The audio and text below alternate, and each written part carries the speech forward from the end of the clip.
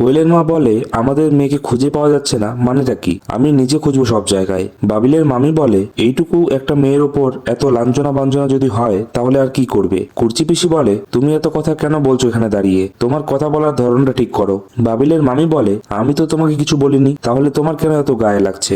বিয়ের মণ্ডপে মিটিলকে হঠাৎ দেখতে পেয়ে বাবিল মিটিলের দিকে একভাবে তাকিয়ে থাকে। মিটিল তখন চলে যেতে চাইলে কুর্চি পিসি বলে, এখানে একদম চুপচাপ দাঁড়িয়ে থাকবি, এখান থেকে কোথাও যাবি না। মিটিল বলে, কোয়েলের শরীর খারাপ হওয়ার তো কথা না, ও দৌড়ে এলো বরকে দেখার জন্য, ওর বর তো ওকে ফোন করেছিল।